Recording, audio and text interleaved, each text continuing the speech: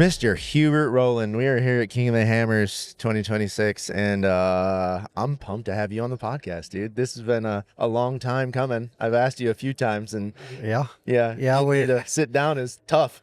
I was asked to be on a podcast probably 4 or 5 years ago, and I didn't even know what a podcast was. And so I went on there, and I think it was with Side by Side Guys, and it was just over the phone. It went pretty well, and then I actually got into listening to podcasts. Because it's very strange.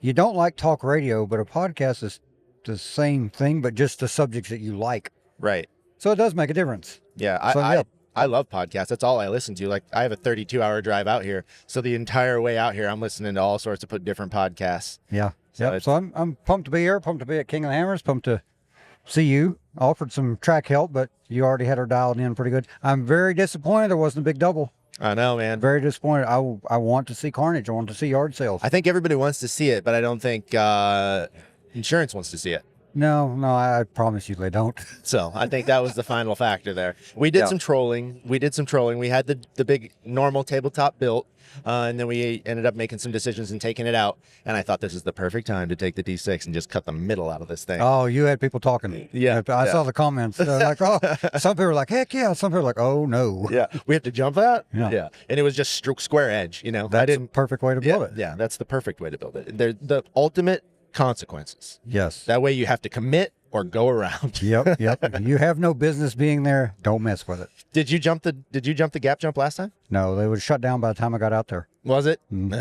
Because I don't do qualifying, and after all the qualifying and a couple of incidents, they were like, all right, no more. Yeah, they kind of put the kibosh on the old double jump. That's okay. Yeah. Well, in their defense, I mean, it wasn't a hard jump, and it was just one of those things where if you had any kind of a problem coming out of that corner, like if you came out of the corner and were on the throttle and your car fell on its face for some reason and like you didn't have enough speed, that's a big consequence, and you couldn't really back out at that point. So I think the double could make sense in the track, but in a different location. Yeah. Where you could have some time to like set up for it and have some more speed. Yeah, I have like a setup bump or something from you where it's all momentum. No power whatsoever. Exactly, because it was right out of the corner off the start, and so that was kind of a bad placement in my opinion. Yeah, it's all right. Yeah, well, maybe one day it'll come back, but who knows? Who knows? I doubt it. I don't see that coming back. I don't see it. Yeah, yeah. I know. This morning was a different day. We've been kind of hard pressed to get dirt moved out there, and they're doing so many races this year. So like at the end of the day, usually we prep. Well, last night they had like another derby style race on the track after racing was over. So it was like they're racing on the track till wee hours of the night. It looked like Mad Max out there. Yeah. There was tow truck looking things and cars and yeah. I mean, if it's entertainment, that's fine. Dude, that tow truck was sweet. Did you see it? I briefly saw it roll by, and I was very intrigued on like, what is going on here? It had like a Fab 9 rear end in it and stuff. Like, it was legit. It sounded mean too. Oh, some people got their hobbies. Yeah. Well, hey, whatever. We all got our hobbies. We all got our hobbies. So you just finished up your race, and how'd that go? So I race 4900 UTV class sportsman stock.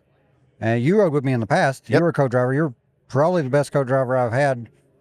And we'll just put yesterday's finish equal to Michael.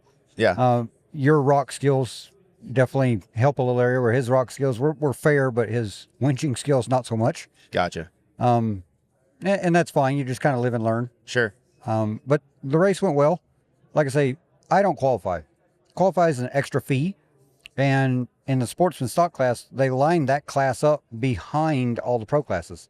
So even if I qualify, I'm only qualifying amongst my own team, peers or whatever.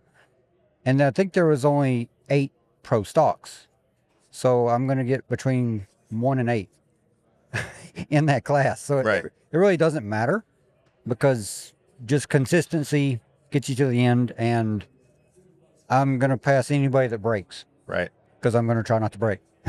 That's the name of the game for Hubert. All right, everybody. I want to give a quick shout out to CT Raceworks. CT Raceworks makes the baddest parts in the industry, including the parts that Kyle Chaney uses to win the 2025 King of the Hammers 4400 race. Now, if you would like to use those same parts, feel free to go over to CT Raceworks and use the Our Day Off discount code, and that will get you a 5% discount on your entire order at any time. So that's Our Day Off discount code upon checkout. Back to the show. So it went very well. Started pretty far back, but I was worried about traffic because we are so far back. They're like, all right, there's going to be traffic jams. Luckily, the desert kind of lets people spread out. We did have that aftershock kind of right after pit 2, which they give you the option to get the VCP in the pinch rock area. You have to get it one of the laps. So that makes it a little bit easier. I get down there, and it was a small parking lot. Kind of like some people got loose at Walmart and tipped over a little Ford Focus. It's just laying there. Yeah. But really, that was about it. So 4 or 5 people. Once that cleared up, we really saw no traffic the rest of the day. Saw many broken cars like off to the side. They're good enough to, at least get out of the main line. So really didn't encounter hardly any traffic. Run into some fellow Can-Am teammates, whether they were broken or whatever. But they guided us right around. We kept on going. Then I run into Dustin Jones. I don't know what the hill is that I felt like I was almost going to flip over that one year when we were going down. Oh, yeah, yeah. So we had to come up that. And Dustin was sitting up there, and we kind of caught up to him pretty closely. We had to winch up a ledge, and he was winching. We had a broken axle. So my co-driver was already out, and I said, I'm going to the top of the hill, and I'll wait. I'm not going to stop, losing all my momentum. And once we got to the top of the hill, he pulled over, and he got out. Well, they were changing an axle. So he borrowed my impact gun just to get it apart. And I got out and took pictures with him and videos, and we talked a little bit. And my co-driver was like, we're racing. You're giving me anxiety. I was like, man, that's self-proclaimed right there. You leave that alone. We're going to have fun. So got the impact gun, took off. And because we have stock bypasses, so we don't do sledge and jackhammer. Right. We stay on the backside of the mountain, but they did make us go up our own little climb, which was brand new, very loose boulders. So we actually got stuck in it and had to winch up it. All fine, but it just takes time. By the time we got up to that and we were going down Jack North, Dustin caught up with us. He had been through all that. So that's the first time we encountered him. And then he changed his axle. He said that was like his second or third axle. I was like, well, you need to get off the gas a little bit. Yeah, that's never going to happen with Dustin. Calm down. So, yeah, we saw it on the podium last night on the burnouts. Uh-huh. But cruising right along, and he caught up to us again when we were kind of in a pinched rock area. And, just being a good sport, good teammate, and just a good friend. Like, he's more a friend than a teammate, just like yourself or whatever. He caught up to us. We were pinched, and the little slip rope came off the rock a few times. Dustin Henderson got out, kind of helped him, got it laid out. We got through. We got up to the top, and my co-driver, Michael, he started coming up and was like, going to get in. I was like, no. I said, you wait till he gets up. I was like, leave our strap there. And once he's up, grab it then. I was like, we're going to help him. So once he got up, we got up to the top of the hill, and I was trying to speed up a little bit just to get out of his way. And I felt the rock slam a sidewall, and I was like, oh no. And got a flat tire. So that's when the drone got me, but Dustin went around, kept on going. It took us probably 20 minutes to change his tire. Purely because just a rocky area, didn't really have a good jack placement, and finally got it changed. And we were coming on the home stretch, on through the desert, and over to the left, there's Dustin. And they had their tire off, and they were waving at me. And I didn't stop. I really felt guilty. I should have slowed down and say, look, my spare is flat too. But I just kept on going. And then later on, he got another spare. And I saw him at the podium. I was like, or the stage. I was like, I'm sorry I didn't stop. I said, but my spare was flat. He said, I kind of figured that. So it went very well day. We only had one flat tire, and we probably winched 8 or 9 times. Wow. There's some areas that even our bypasses, which are supposed to be not as bad, it's a shot in the dark where it is. Because there's only a couple cars in front of me, so it's not worn in. Right. And so the boulders are still there, and it's still dusty. So we had to winch through a couple of those bypasses. And then we're just driving around watching the GPS. I drive around, just aim towards the point, and once I turn it, I'll hook back and go. So from what I understand and what I've seen, we only missed one checkpoint out of the whole course. Very good. And I know exactly where it was because he was like, oh, it's supposed to be up there, kind of like her problems area. Mm-hmm. It's up there. And I was like, well, I don't know how to get up there. I was like, I think we already passed the entrance. We'll just keep going. So it went pretty well. Chocolate Thunder, I didn't even try it. Really? No. I was like, I'm going to get in there. I'm going to get mad. And I'm going to start stamping the gas, and we're going to break stuff. So yeah, we just went straight up the middle and got up in that little hole and just went right up over it and just kept on going. Smart. Didn't want to stress it. Like you said, the race is all about longevity and, taking your time and getting through it, because if you're breaking axles, yeah, that's a long day. I mean, ask Dustin. He knows. You know, that if you start breaking the car and breaking hard parts instead of like just cutting a tire, you know, cutting a tire is one thing, but when you're tearing cars apart in the middle of the desert, that's a long day. Yeah. Yeah. It's amazing. And it's wild to be here, like this is my 7th year here. How many years have you been here? About the same. I think 8, 9 years, something like that. Yeah. It's amazing because like you come to the same event and you learn it as you go, and you think the whole group would have kind of learned the same. Either it's always new people or they never learn. Well, for some reason, the group of people that we all hang out with and that we call our friends, our fellow racers, we're not great learners. No, our learning curve is actually pretty slow Yeah. when it comes to breaking things. But yeah, it went very well. We finished within the time frame, probably by an hour or so. I was actually a little bit nervous. I'm like, no, they're cutting us off at 5:30. I was like, we only have 8 hours. And they're like, no, I think it's 10. I'm not even positive on that. But we come on to the finish line and the little stage, and everything went well. And they actually didn't give us a podium last night. Yeah, I heard because they had to go back through all the tracks to really verify some things. They wanted to be certain because I think in the desert race, there was an issue of like, okay, this is a set thing. And then they had to come back 12 hours later. It's like, oh, sorry, you were third instead, or you were second, or whatever. So they just want to be on top of that. I get that, but I was with Deegan. He said, I'm going to Supercross tomorrow for my son. He's like, so I need it for the media. And he's like, the trophy is kind of whatever. He's like, I think we got second. And I'm like, well, maybe we got second too. I don't know. And we went and talked to him. Like, is there any way we can just do something? And they're like, no, we want to be very certain. Hats off to that. You know, I admire that. But at the same time, it kind of, you lost a lot of UTV people because they're already gone. Right. I mean, everyone wants to get the heck out of here as soon as their race day is over. If you're not staying for 4,400, you want to get gone and out Boone Road before it's a parking lot. Kind of take the desert lung chances down some. Yeah, no kidding. Well, I've been here for 3 weeks. This is week 3 for me, and I'm ready to go home. Your poor lungs. Well, that said, I have been able to be in here, so it's been a little bit nicer. But it is nice in here. It's comfy. It's convenient. Yeah, we got all the cool people in here, so you know, it's fun. It doesn't bother me at all. I've always wanted to tell you this, though, but we'll just go back to racing a little bit. And you mentioned that I've rode with you before at King of the Hammers as your co-pilot. An experience that I had with you that I had not had as a co-pilot was when the helicopter was following us. And I don't know if you remember when you and me were driving together. It was following us yesterday. Yeah, so it's, for people who don't know and who have never done that, one of the coolest feelings is when you're flying through the desert at whatever speed you're going. It doesn't matter.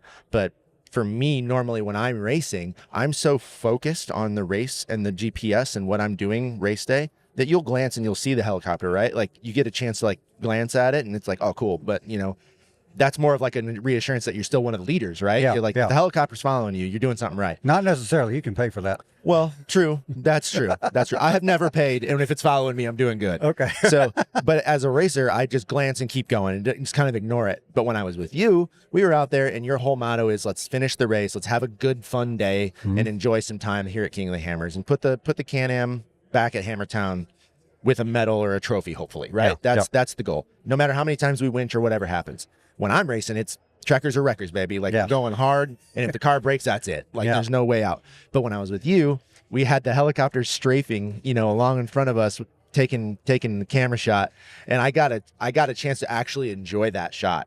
And I think of that shot very often. So like that was probably like one of the highlights besides just riding with you and hanging out and having a good time in the car and laughing. We had a lot of laughs. We had a lot of fun. And you have that confidence that I lack when it gets a little bit kind of a iffy situation. Yeah. You're like, no, just do this. A little easy here and you've got it. And like, I know how to do it, but it's still, the nerves kind of like, oh gosh, it's fixing to go bad. Yeah. And here, and for some reason, Johnson Valley has this special way of, if it can go bad, it's gonna go bad. Every time. Every single time. It will bite you. That's funny because I pay for helicopter footage and it's not insane money. And we, just so I have it to use or to show my family and friends or whatever. Yeah. It's neat enough. It's, you know, it's a few $100s for like 5 minutes, which is kind of expensive. I think they cut me a better deal this year because I told them last year's footage was really not that great. It wasn't super close. It wasn't in a great area. It was very slow. And I think they took that to heart because I had 2 helicopters chase me this time, like it did at Porsche. And I don't know if that's live feed or whatever. But let's see, the year before I used the Maverick R, I had a co-driver, and he was from, I want to say, Road and Track magazine. Okay. And that was Yeah, I remember that. set up by Can-Am to make a cool little article. We didn't finish that year. We tipped over. We had outside help to get us back over. And then come to find out, oh, you were a safety hazard on the edge of the course. You could have kept going. I'm like, well, I wish someone would tell me that. Yeah. But I mean, either way, it's my fault for not asking enough questions. And either way, but we come over the hill out of Turkey Claw, and here comes the helicopter right at us, and it swooped back, and it dropped down next to us. And the co-driver at that time, he was like, holy cow, this is so cool. Like he said, I've done a lot of races, but never had a helicopter be part of it. And I was like, oh yeah, they're going to follow us for a little while. And he kind of looked at me like, oh, you know what they're doing? I'm like, well, kind of, but don't know exactly, but he thought it was super cool. And yesterday was the same thing. Like we were coming kind of back this direction towards the lake bed. So it was a faster, not insanely whoopy area. And here comes the helicopter straight at us, and it swooped back and it dropped down to where you could see it. And Michael looked out the car window. He's like, this is the coolest thing ever. He's like, I've never been chased by a helicopter before. And I was like, well, he'll follow us for a little while. And he was like digging for his phone, trying to get a picture of it. Because you can see basically the skids come down a little bit. Like I can't see it because he was on the passenger side. But, you know, I reach out, give him a thumbs up. And then later on, another one swooped by. But they weren't very long. So that may have been live feed, just kind of collecting different people. Yeah. But, I mean, it's silly to pay that kind of money for footage. But, I mean, if you're never going to do it again, or you want to show it to your friends or something like that, and it's just a cool factor. It really is. I mean, when we were racing, I remember this like it was yesterday. The helicopter dropped down on us on the desert and was, like I said, strafing, and you literally slowed down a little bit and pulled your phone out and handed it to me and said, record this mid-race. I'm like, this is not a race anymore. We're just having fun. That's when it finally clicked with me that Hubert is just out there having a good old time, just enjoying the day. Did it cut? Awesome. So if someone, I want to ask you this, because you're a methodical driver. You're a guy who takes your time, makes sure you're doing it right, and want to get to the end, right? Like that's your whole motto all the time. Mm-hmm. Do you have any advice for someone who has maybe always wanted to race King of the Hammers and just is looking for a tip or a trick to come out here and race? You know, actually, when they introduced the sportsman's class, I reached out to Dave, and I've known Dave for quite a few years. Like we're not super close friends, but I know him well enough. We talk and whatever else. And I love the guy. He puts on a good event. He's very tied to it because he just has such a love for it. He wants it to be great. So I can see why there's a little bit of kind of a back and forth with some people. But you're racing, you know, there's always two sides to every story. But like he's a great dude. And when that reached out, I was like, this is a perfect entry level for people like myself or trail riders or whatever else.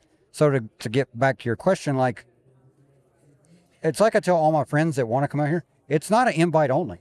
Like anybody can come out here. You just have to pay the fees, and like you can come out here just to watch. Right. You don't have to be. Before I got into dirt bike racing, I had no clue how to get into it, and this was back before there was internet and whatever else. I'm just looking at magazines, and you just got to know where the place is. Go pay your fees, have all the right gear, and then go ride, and learn a little bit from the people that are there, and go home and practice, and come back and do it again. So if you want to come be part of this race, just drive out here and come be part of it. I mean, it's rather expensive, entry fees and all that kind of stuff. You're paying for a lot. As far as racing, you just go through the Ultra 4 website and find it and sign up and race. Like it's not that hard. The biggest thing outside of that is being prepared for it. I've never seen this place before I raced it. My first time, I just showed up and raced it. And I learned a lot. I learned a lot in the first 30 miles. They call that trial by fire. Trial by fire. We used to race from here to Cougar Buttes, was roughly about 35 miles to there. My co-driver and me, which was Travis that used to work at Wide Open Designs, we got out of the car 3 times and peed before we got to Cougar Buttes. So evidently then I learned you don't do that. Right. You know, there's a catheter system and all that kind of stuff, which makes it where you don't have to get out of the car. And that was a learning curve. We learned that. I would advise people to come at least see it once before doing it. You don't have to. But biggest thing is like go through the website and go through the rule book. Know what your machine needs as far as to pass tech. I fought that for a couple of years. because you need to have current fire extinguishers. They need to be current as of the year. Right. Well, this is January. Like, where do you find a 2026 fire extinguisher? It's a little hard. It's not order off Amazon, but I will say that you can find places that deal in fire extinguishers. They can certify them. We put a sticker on, because a fire extinguisher, I learned literally just yesterday. A fire extinguisher is good for 6 years, so they'll recertify it with a sticker for 6 years plus, and then it's junk. And they just look at the gauge and make sure it's got stuff in it, whatever. So just know what you need for your vehicle. That's the biggest thing. And this is probably the easier tech out of like desert racing and rally racing and stuff like that. They're more FIA kind of pushing. Have the right gear for yourself. Your suit, your undersuit, your helmet. Make sure it's SNSA certified. Within the year time frame. Right. Just do your homework on the rules. You follow the rules, and then when you get out here, it should be pretty easy. I'm a firm believer of like prep everything before you get here. I shouldn't work on this thing when I get here, outside of if I break it. Right. And now some people show up and they're still putting parts on, they're still putting wraps on. And I'm like, you're putting a wrap on in the dust in the desert. Yeah. It doesn't make it really ideal. Yeah. But just do your homework. That's the biggest thing. And make the drive and come on out here and enjoy it. But I did bring my wife out here last year, and she was like, "You pay to do this?" Yeah, we do. It's a double-edged sword. Like, it's like, okay, it's a lot of fun, and it is costly. Entry fees. My sportsman class entry fee. I think the entry fee itself is $1,200, and that's just the entry. And then you gotta pay for tracker rental, this, and this. So I think all in, my entry fee was basically $2,700, and that's sportsman. That's like the kind of lowest class outside of the kids, and it only goes up from there. Now, yes, that's a lot of money. That's equal to what some people make in a month. So, save your pennies. Yeah. And then all the preparation to get there, as far as just make sure as I say, just do your homework. Right. I think it's important to highlight what you said in the beginning. If you're planning on racing it, definitely take 1 year and just come here first. Yeah. Come here and experience it. Talk to people like yourself. Wealth of knowledge. You've done it a lot of years. You know exactly what it takes to get it done, clearly. Myself, I'm an open book. If someone wants to come see me here. We're not hiding anything. No, and that's the beauty of Hammers, that you're rubbing shoulders with the best of the best, and the pits are open. You get this blue band, you can go anywhere. Yep. Like you can walk through the pits. Obviously, be respectful if people are busy and working on their stuff. But if you see us out in town and we're just hanging out, come up and say hi and hang out and say, hey, it's my first time here. I'm thinking about racing. What should I do? We're happy to tell you. Yeah. We're happy to tell you to stay home and don't do it because you'll be broke. Yeah. Yeah. It's a double-edged sword for sure. I advise anybody, like if you truly have a love for it, at least, like you say, at least come see it once. Yeah. And kind of get it, and bring a machine. Right. And like, you can run all the courses until it's time to race and they shut them down. So that is one kind of strange thing about here, and not strange, but like, this is an open OHV riding area. So we can go out and be pre-running the course and following its route, but people are coming the other way. Right. It's open land. I mean, it's a little annoying sometimes, but just be patient. Yep. And the biggest thing about this race is patience. Yeah. Like, people can go end over end pretty quickly. As just by not being patient. Yeah. And whether it's that or whether it's in the rocks. Either way, patience is key. And probably through life also. Yeah, well, there is some times when patience makes things better. Yeah. For sure. Well, everybody knows you. Everybody knows you as Hubert, everybody's favorite redneck. I've got to ask, when was that term coined? Everyone's favorite redneck? Because Travis hit you with that, right? Basically, Travis and all the nitro producers. Okay. First of all, you can't make up your own nickname. That's given to you. So those that want a nickname, well, just do something. Over time, they'll give it to you. Whether you like it or not, that's a whole nother animal. Yeah. I met Travis in 2004 at a race. I was doing mechanic work for a female racer that raced against Jolene. So that's how I kind of met the group. This lady at the time, her name was Steffi Bao. At the time, she was world champion in '99. She's from Italy, so she was racing most of her life. And I met all the people, and then I met Travis at one of the races, and just the streamlined version is, I went home, super cool. They invited me up to go watch them flip and whatever, and I show up and everything was broke. So I just started fixing things. And really, they just kept calling me back. I didn't want to show up and break things. I want to show up and fix things. And I've been helping them for 21 years now. And the stories are endless as far as the things we've done, as far as like you wouldn't believe happened. And like holy cow things like world record type things. Like the stories are both ends of the spectrum. And he tries to claim he's a redneck, but he's in Maryland, and that's okay. So that's the Mason-Dixon line is basically the Pennsylvania state line. Okay, I'll give you your southern. You're a northern southern. But I mean, he's a redneck with money. In some ways, like, you know, if he's so well known, you'll it's not hard to see past that when you actually get to know him. He's just like what you see on camera. He's just like that. Like he'll be here joking with us and whatever else. And like he'll get down on the ground and do push-ups or help you. I don't want him to help me with mechanical stuff because he kind of gets in the way, but he would gladly help if need be. Like he's just one of those people like any of us. Like his motto is, well, I work smarter when you can just work. I'm like, well, that's why you just stay over there and drive the cars and you let me fix these things or whatever else. Yeah.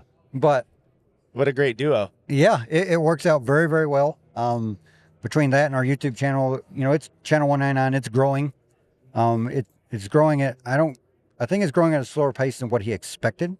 And like, he's not big headed whatsoever, but you kind of know your value in a certain area. It's like, all right, well, this value should carry and ramp up rather quickly. I think we're pushing a little over 500,000 subscribers in just under 2 years. That's so dang good. It's doing well, but it's not. It's kind of been a reality check. Like, all right, this just doesn't work because we put our names on it. Right. It works from cool things that people want to see, and it's got to be almost a little bit personal. Like he's not a fan of a lot of talking, right, like explaining how things work. He's really just a fan of the action. That's cool, but the action is not relatable. Like when we're setting up something and, you know, doing triple backflips and stuff like that, most people couldn't comprehend that. They're like, oh, well, that's neat. That's cool. And that's about it. But showing the lead up to it of what it took and the yard sales and the bike changes and the ramp changes and stuff like that, then it's more of a storyline of like, oh, wow, this wasn't just a guy that's great and just did it. Like it took him time to do it. Right. Now, when we happened to jump a sea-doo from a man-made wooden moat over a mulch pile to another little pond, while that's not totally relatable either, because that's like, oh, well, that's just people with money. Well, yeah, there is a little bit of money, but it's like, would you do it? Like, would you take a good sea-doo and just send it off a ramp and see what happens? I watched that video and went, I'm nervous for you guys. Yeah, it's a little nerve-wracking, but, you know, and unfortunately there is a little money, but there's companies behind it because they're like, okay, well, there's leverage behind that. If we get something that has lots of views and the company's like, well, there's some value to that. Right. That's kind of the way it all works. And that's working with anybody. Like if you want to go towards the sponsorship avenue, it's basically how many eyeballs can watch what you're doing. Right. And there's a value to that. And then, so therefore, if you have that value, you go to a company and say, okay, this is what I'm doing. Here's kind of the rough eyeballs. And does this reach your audience?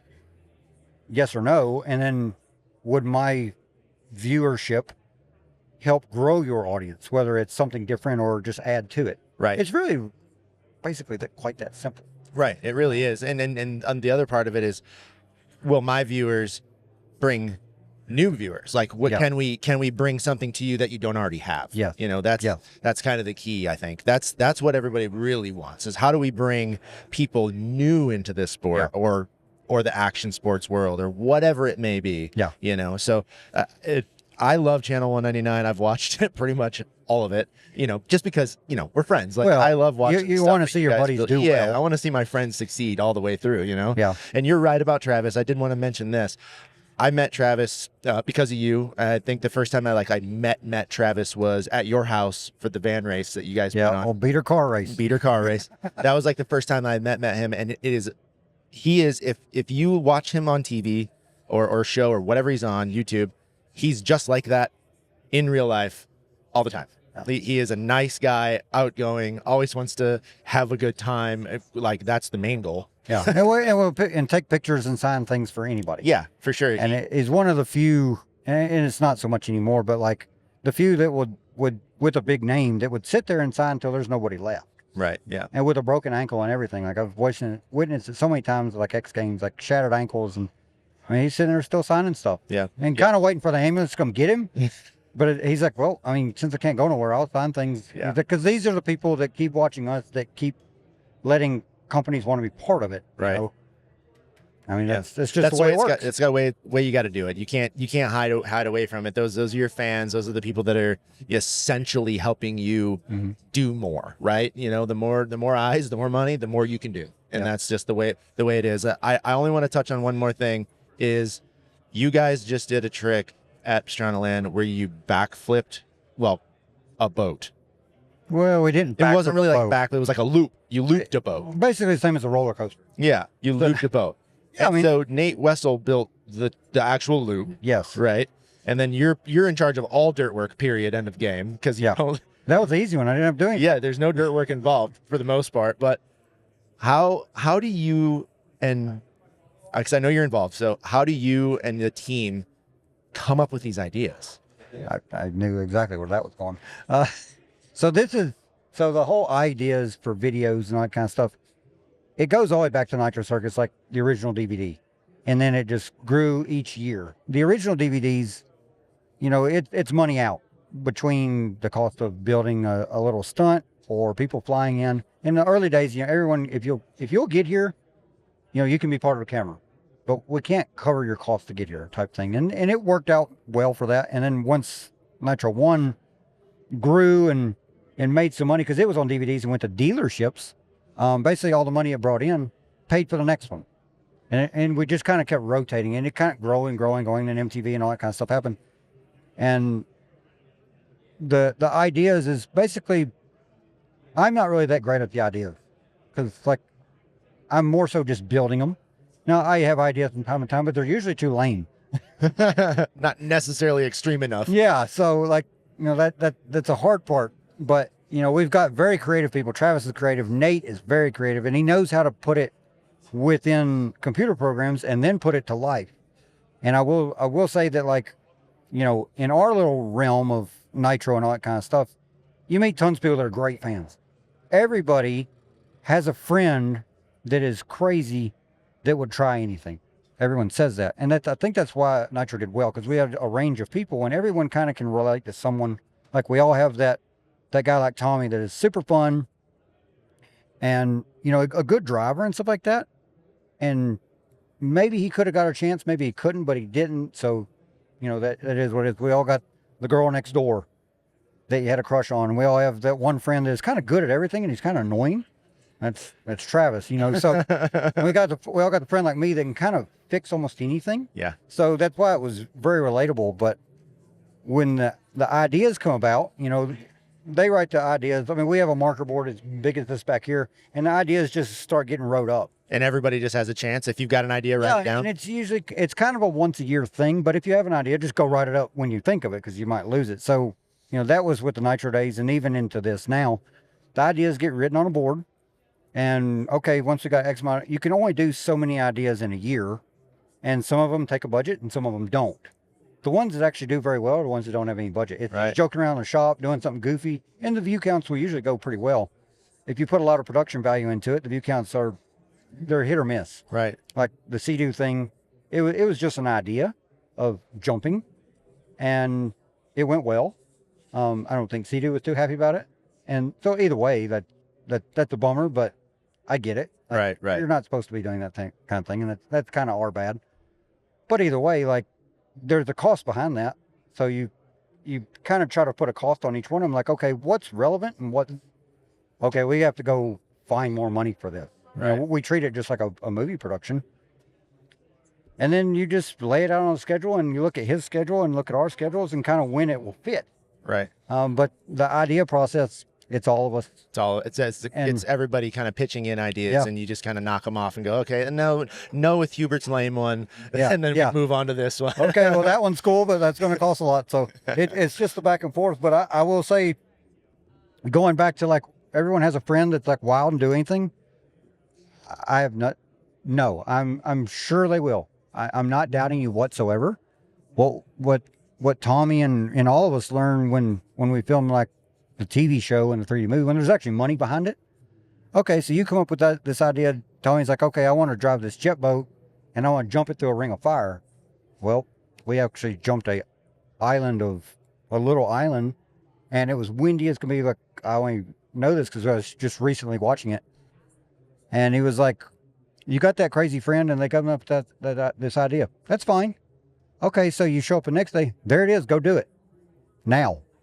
And it's like, oh, well, I didn't think it was actually going to get done. And cameras are sitting there. Yeah, And time to go. There's thousands of dollars in production and people standing there waiting for it to happen. And if it doesn't happen, that's just money out. Right. So it's like, okay. It gets real quick. Yeah, it gets real really fast. And like, so I made the claim that I was going to double backflip on an ATV or quad. That's what I wanted to do. I had to set it all up, and then I had to do it. So that's hard. What are you doing to that camera? I don't think he knows what he's doing to that camera. Like this year, this year is the easiest year for King of the Hammers because Michael and them, they're great friends. They prepped my car. I just flew out here, got in it, and drove it. And then they helped me with it.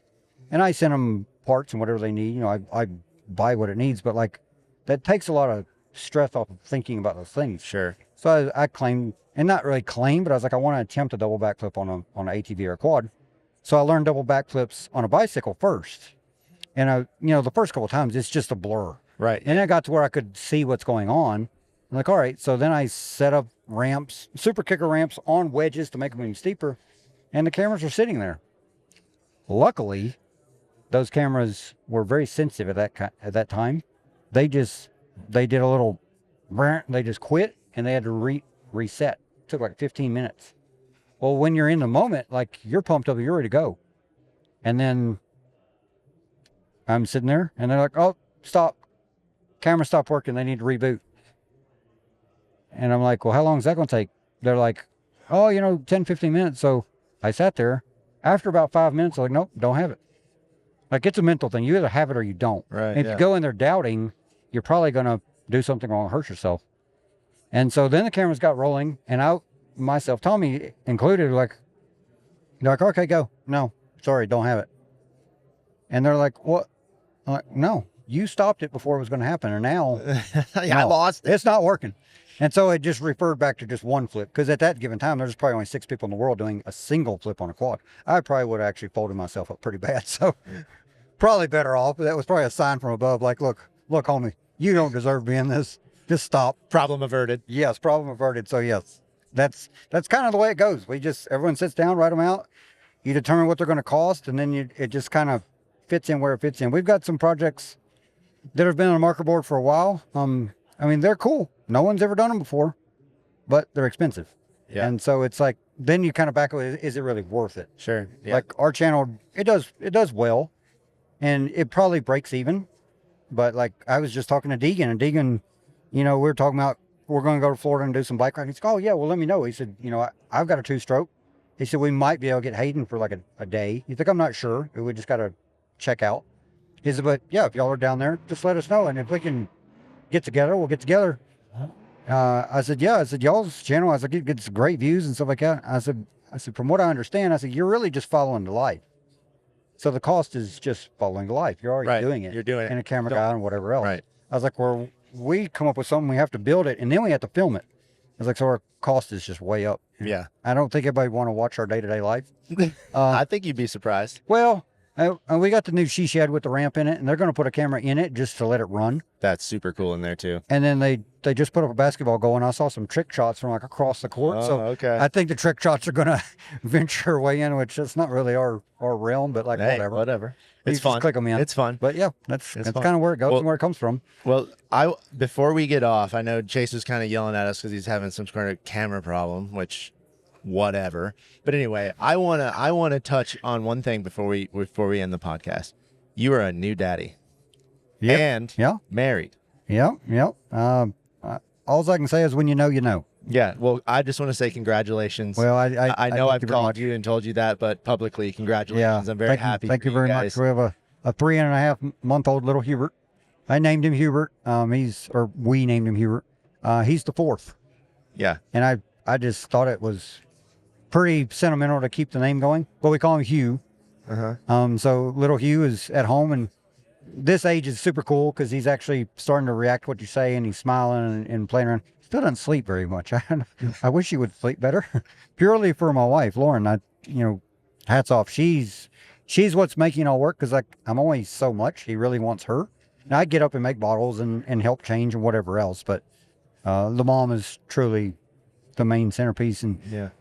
I was like, don't worry. I was like, the time will come to where he's walking and he wants to follow me. And I was like, he won't really need to be around you anymore. Yeah. And I was like, not in a need way. I said, but he won't want to. He'll want to do the fun stuff. She's like, oh, no. He'll always love me. I'm like, no. I know he will. I know he will. I was like, but he'll be wanting to do cool things like we're doing at the garage or whatever. And we'll let him watch. And I don't know if he wants to be part of it. We'll probably have to wait. He will be. We'll have to wait till he gets strong enough, but yes. Yeah, he will be. He will be. But anyway, dude, congratulations on the new marriage and the new baby. It's a feeling I didn't know I had. That's awesome. It truly is. It's good to see you that way. You seem really happy, and I'm stoked for you. But I am happy to have you on here finally. Well, thank you very much. I know we could probably sit here and talk forever. Oh. We've had great conversations, and there's plenty more to be had. And we've done plenty of things together to where it's a story within a story. Right. So this probably won't be the last time. Maybe we'll bring the podcast out to Pastrana Land. Yeah. Maybe out to your new house, and we'll do it again in more of a relaxed setting and have some more conversations. Yeah. Either way, whatever you want. And just check out Channel 199 on YouTube and Instagram, stuff like that. My Instagram handle is Nitro Redneck, Rednek Hubert. And I, update it from time to time. And if you're thinking about coming out here, just do your research. Look through the rule book and then just come kind of see it. And if you want to race it, first and foremost, you should probably get a Can-Am. Nice. Because my machine is basically stock. Right. Outside of stronger arms and the safety requirements. Right. At the stock machine. Right. And a muffler, which is awesome, but man, it's loud. I wish it was quieter. You and that quiet stuff. Yeah, I don't want to hear it. Well, that's all right. Well, thank you, Hubert, very much for coming on. Good luck to you in the future with the new baby and the wife and all the racing and all the stunts you guys have planned for 199. Please don't do any more backflips.